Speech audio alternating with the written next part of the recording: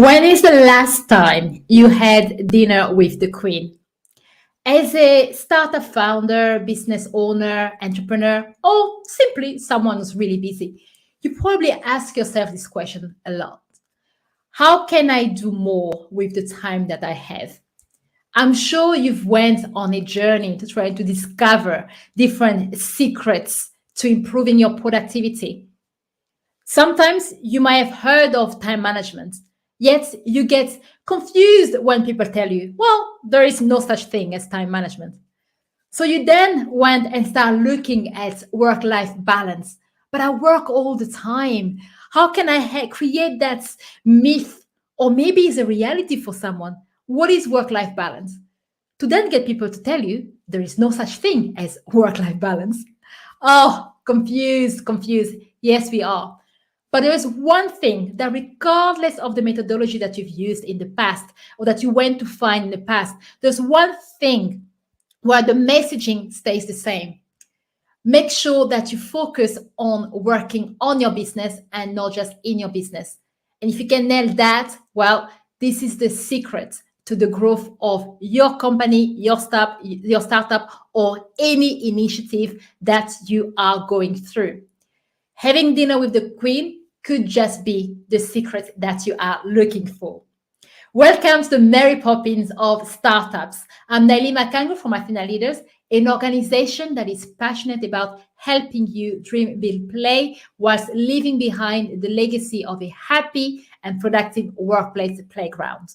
For those who are new to the show, how are three rules. Number one, this is not a monologue. If you love what we are talking about, especially one of our favorite topics, having dinner with the Queen, then do put a comment out there, share your questions, share it with the world. Hashtag Athena Leaders. Number two, if you know any startup founders or someone part of the startup ecosystem that can really come and have a lovely story to share to our audience, get them to get in touch with me. Number three, more importantly, sit back, relax, and enjoy the show. What is having dinner with the Queen and why you should really pay attention to that? Is that another fad?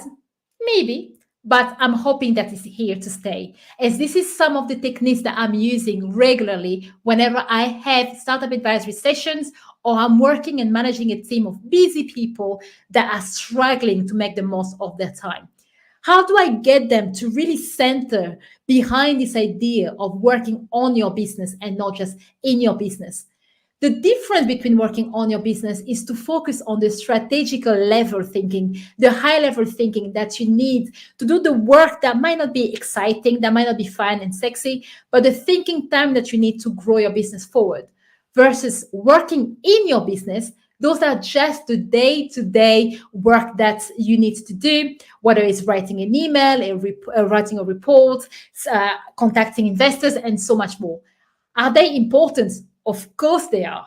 But when only focusing by working in the business, you lose the opportunity of improving your workplace, improving your team, improving your organization so that you can grow forward. So having dinner with the Queen, yes, it's really about emphasizing this idea of booking the time just for you. But it goes way beyond than that. It's not just about the focus time that people book in their calendars or the priority time, but it brings together a lot of concepts that I talk about with the people that I'm working with. We're talking about the focus, obviously, and the priority.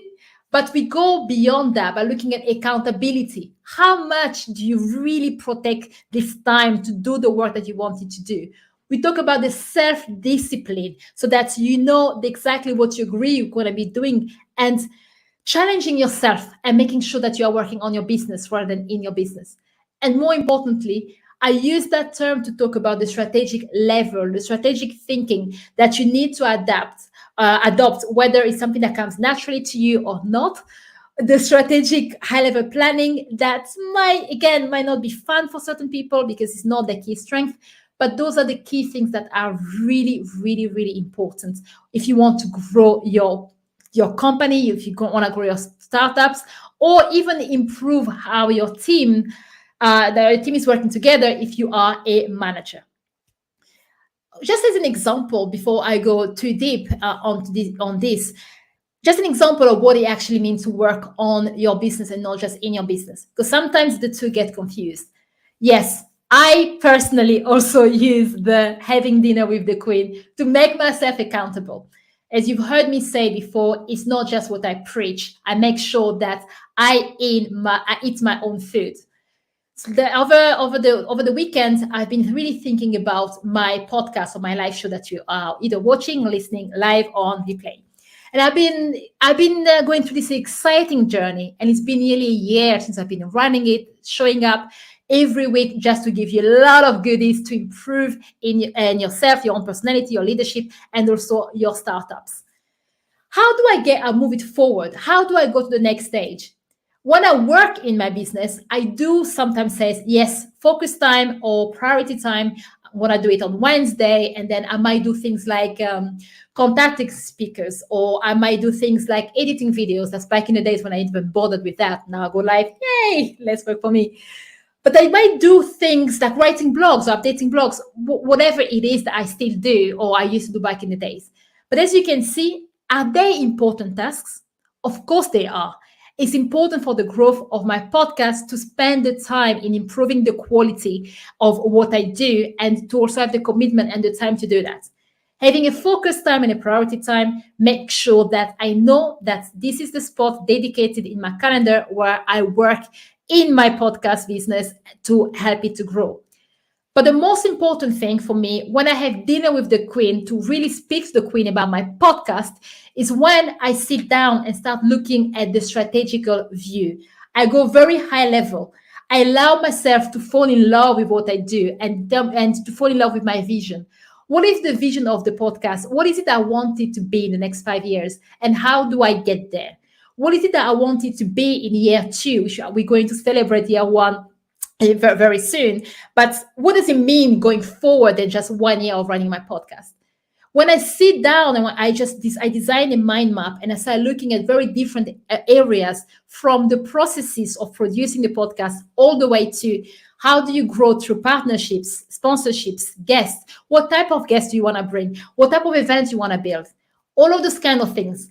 I might not have the answers. I might end up with a list of questions, but it means at least that I've moved to a higher level of thinking, a different level of thinking that gives me the energy to really start looking at where I am, assessing the metrics and everything, what goes well, what doesn't go well, and try to plan to move forward. This is something that a lot of leaders out there struggle with. If it's you, don't worry, you are not on your own. Whether you are a manager who can see that their team needs certain things to improve the cohesiveness or improve the productivity or improve how they work hybrid or remote, but you're feeling like, oh, I have no time to have that strategical level of thinking to do that. Well, have dinner with the queen. If you are a business owner that are thinking about diversifying their product to a new market, but you just don't have the time to even sit down and write down your thoughts so that you can help yourself and your people going forward to really move forward with that, well, you know what you need to do, have dinner with the queen. And if you are a startup founder that know that they already have a product that works really well, but they are struggling, trying to think a little bit about the other part of the organization that you need to build as the company is growing, have dinner with the queen to do that. So that is the concept, having dinner with the queen. I know what you're probably thinking. It's not rocket science. Of course not. But it's something that every single entrepreneur has struggled with or is currently struggling with, including anyone that is busy in the team and who are managing people. So if you know anyone like that, then don't even wait until this live is over, or this whether you're watching it afterwards. Don't wait until the episode is over. Just share it with them so that they can start picking up some of the great tools that we are going to go through as throughout our session. Now, I also know that there is a second part of the people listening to me loving the message and says, oof, do you know what? I just cannot stand the idea of having dinner with the queen. What if I don't like the queen, or monarchy doesn't sit well with me? It doesn't actually matter. What is important here, and again, I explain a little bit more towards the end why I specifically talk about having dinner with the queen. What is important is about creating this mindset, reframing your mindset so that you know that the time that you are creating is for a higher purpose. And regardless of whatever interruption comes on the day, you are going to commit to it. If Buckingham Palace calls you today and says, we have dinner, the Queen is sending you an invitation for dinner next week in the afternoon of Wednesday, for example, you will work as hard as you can to clear the slot, whether it's 2 hours, 3 hours on a Wednesday afternoon, to go to Buckingham Palace to experience, for this one in a lifetime opportunity for some, to have dinner with the Queen. Why don't we do that for ourselves? Why don't we use the same discipline that we would have for something that's external? Why do we do it with ourselves? If the Queen is not someone that you want to use to kind of motivate you, think about someone else. For example, having dinner with Richard Branson. And in fact, if I was asked to have dinner with Richard Branson, I will even email him back and say, by the way, could you do something more fun? Because we're kind of aligning this idea of fun, workplace, and work. Maybe we might just go bungee jumping together or skydiving and have dinner afterwards. Why not? But I'm sure as hell that I will clear my calendar, and many people out there will do the same. So if the word having dinner with the Queen doesn't resonate with you, or even having dinner with Richard Branson is not something that you want, change it to whatever you want it to be, as long as you keep the significance to remind you and making you and your team accountable. In fact, one of the women that runs a successful award-winning digital marketing agency called Sukio in Cambridge, Sue Keogh. Sue wrote a blog about having dinner with the Queen, and I love her stance to it. She even mentioned how every week or every other week when she does that, she uses different names. So it can be whatever you want it to be. Even, why not spend the night in the Heist Hotel or something like that? Whatever motivates you, whatever excites you. Maybe go on tour with for I think a couple of hours, maybe visit a football player or something like that. Whatever it is, it's really important that you put something that motivates you, but also keeps the meaning.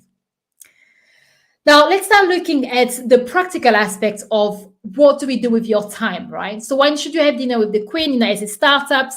What are the important areas to think about? This is also very important. Now that you understand the concepts, one of the things that I see that people do wrong is that they have a focus time. Great. Actually, if you already at that point, you are ahead of a lot of people. They've booked focus time or priority times, maybe once a week, once every 2 weeks, to work on their business. And that's the intention. However, when the time comes, they get lost. Spending time looking at emails because their inbox is piling up. They might look at their to-do list that's piling up and start actioning them. They might have a call with a client that they should not have at that time that could really have been delayed. They might deal with what other people call urgent, but technically this urgency could have waited the 2 hours that you put together for your own focus time.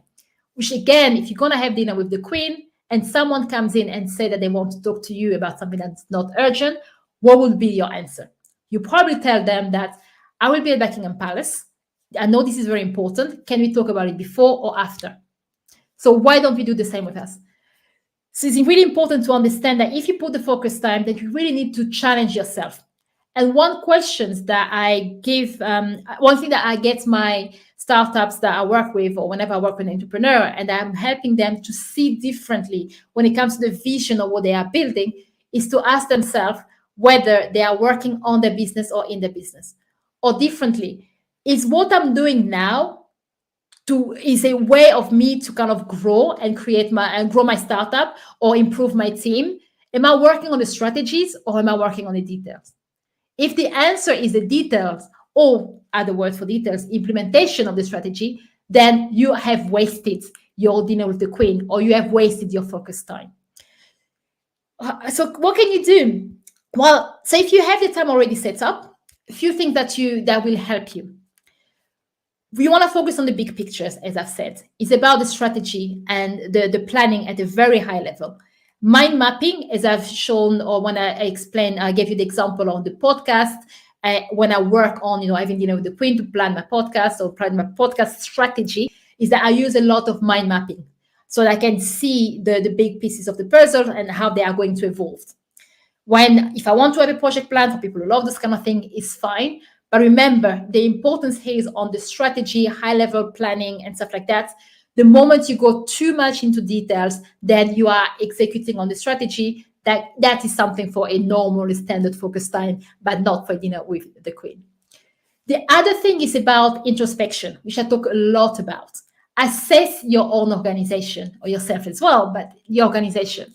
What is it that we are doing well? What is it that we need to stop doing? And what is it that we need to start doing?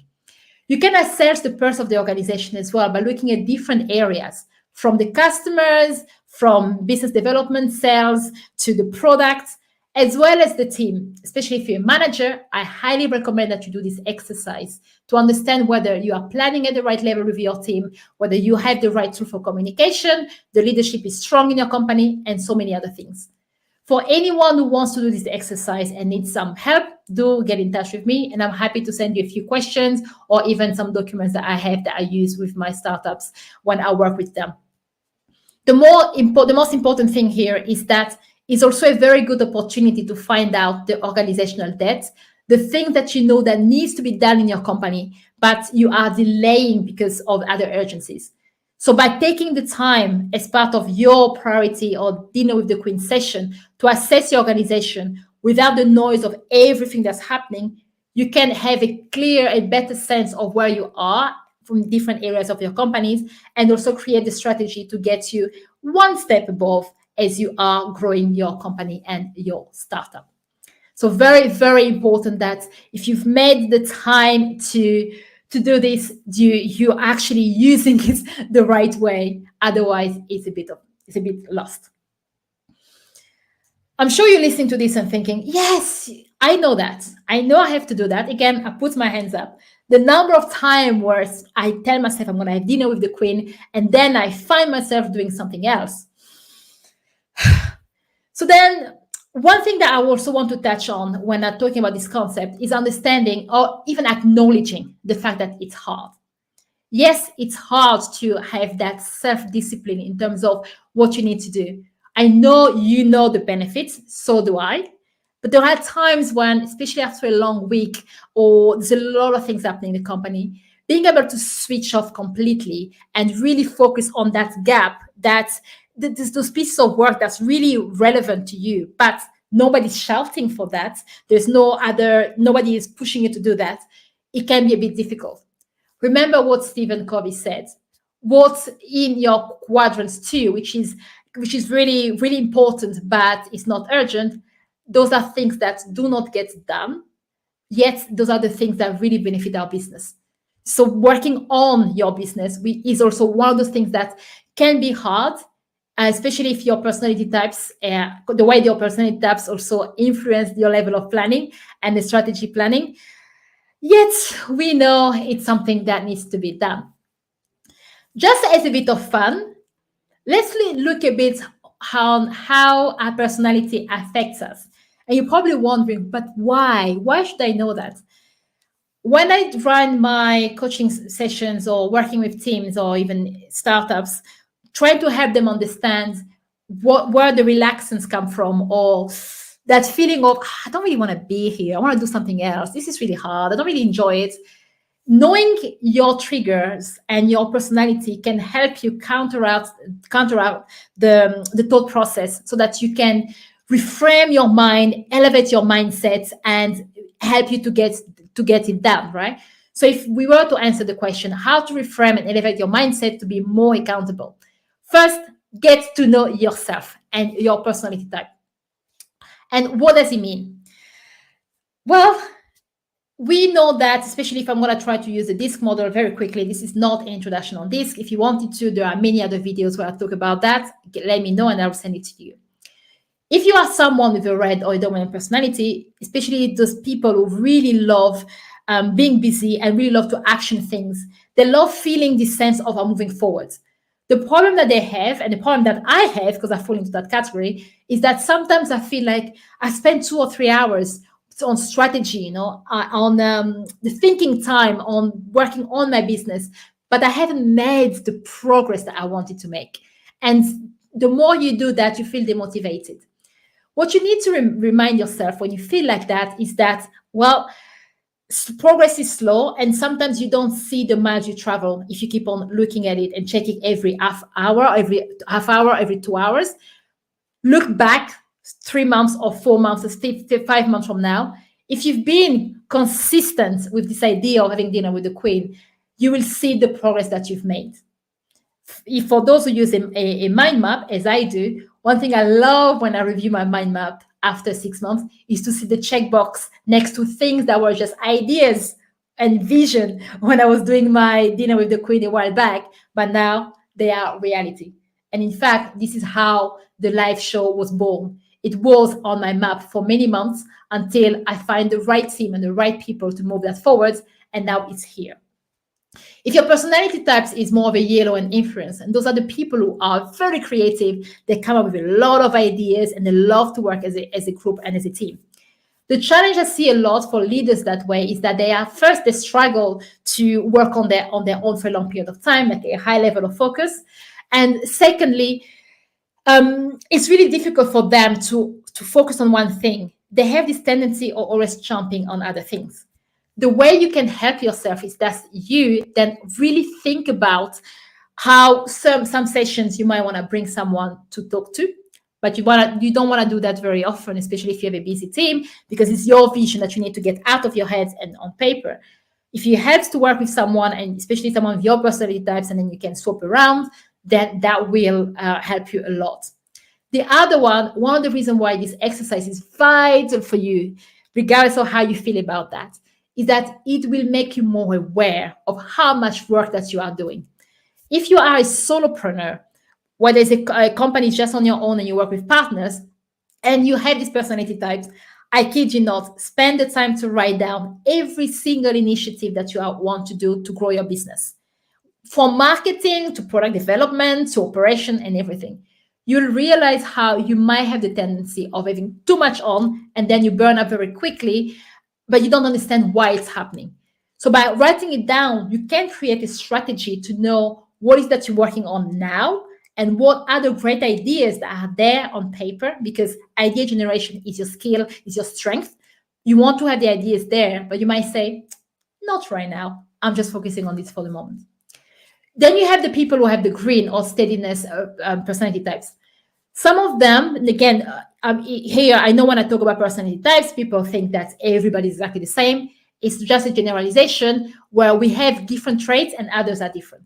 But some people who have that strong trait, they struggle with uncertainties.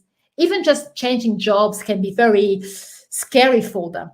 For them, this idea of brainstorming, coming up with ideas, and then starting to look at the future that's very uncertain, makes them feel uneasy. So when they have to work on their business, they might start, but eventually you go into areas that make you feel more comfortable that is working in your business because you're already there. So it's important that when that shift is happening, you make yourself accountable, you change your mindset and says, hey, I know where you're going. That's not where we said we're going to be. You go back and really continuing working the muscle that will help you to focus on the growth on your business. And last but not least, those who have a blue or compliance and conscientiousness style on the DISC personality profile could think a little bit more about the time that they spend. They struggle with this idea of high-level thinking because they are detailed thinker. The moment they come up with one idea or someone come up with ideas, they will do a thorough risk assessment, understand all of the clogs that are around what they are working on, and they would like to go in as much detail as possible. It's all well and good, and actually it's a really good skills to bring in a team. But when you are having dinner with the Queen or when you are working on your business, you need to be able to have the self-discipline to stop at a certain level, and knowing that going further is a topic for a focus time or priority time some other times. But at the moment, I really want to stay at a very high level so that I can really start thinking about my business and how I'm going to grow it. As you've seen just now, you've heard different personalities. Some of them resonated with you, some not, maybe because that's not your personality. But those are some of the many of the challenges that I've seen when I do my software, my startup advisory, or I'm coaching, mentoring someone who's really, really struggling to get things done because they have a lot of work to do. And just to finish off, as a nice little story to tell, and if you're wondering, is this even worth it? It's a lot of work. Well, I've been working with a startup. They are in the renewable energy industry. They've got an exciting product that I'm supporting them with. And at the same time, they've got a lot of work getting ready for the team to grow, getting ready for the investment round, getting used to simplifying the product and the way they are talking about it. The website needs doing. There's always something that needs doing.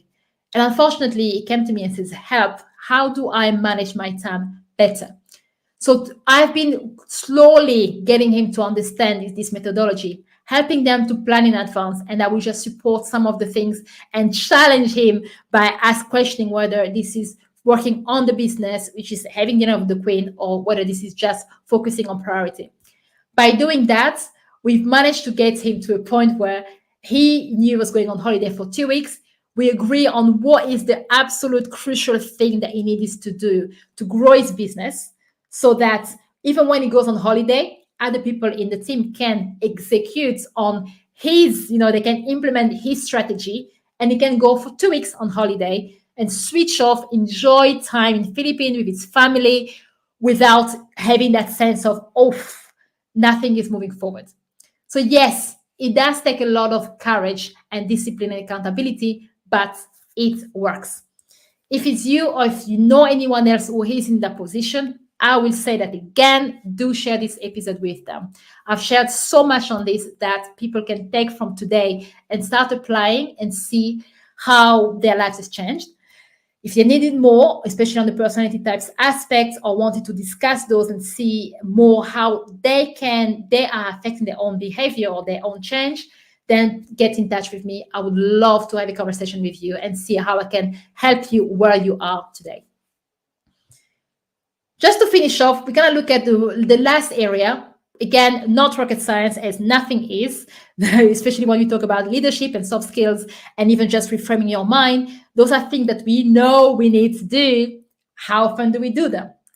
Let's look at how to reframe and, again, elevate your mindset for more accountability. I've shared some example on how personality types can help you reframe and elevate your mindset. But what about other things that happen every day? One, beware of the people who are around to steal your time. Learn how to put the gloves on, and protect your time. Just make sure that you know that it's really important for you. Have you ever had a colleague that's seen your calendar? You've had a day with back-to-back of meetings and meetings, and you only have one tiny gap of 30 minutes that's blocked for lunch. Then you get your colleague asking you, I've seen that you've got that time for lunch. Do you mind if we can talk about this problem that I'm having whilst we're having lunch? The same happens with focus time and priority times. How many times have you put those words in your calendar and someone think that is an invitation to do things that they want to do with you because they can't find another gap? Just the same way as you would have said, I'm really sorry, but I'm going to Buckingham Palace. You will do the same for them as well, so that they know that this is really important and that you are not budging unless it's a real emergency. The best way to protect your time, I found, is by preempting emergencies. And that's something that I do a lot. The day before my dinner with the Queen, especially if it's something that's 2 hours or more, I will reach out to my team members and ask them anything, if they need anything from me. I will reach out to maybe certain clients. If I know that there's work that's critical, I will try and close it before and let them know that I might not be available in the morning, but I will pick up any feedback afterwards. The same goes with the team. If your team knows that you are going dark for a few hours for a good reason, because you are working on the strategies to help them get better. If you're a manager, right? You need the headspace to think about how to grow the team and deal with some of the issues in the team.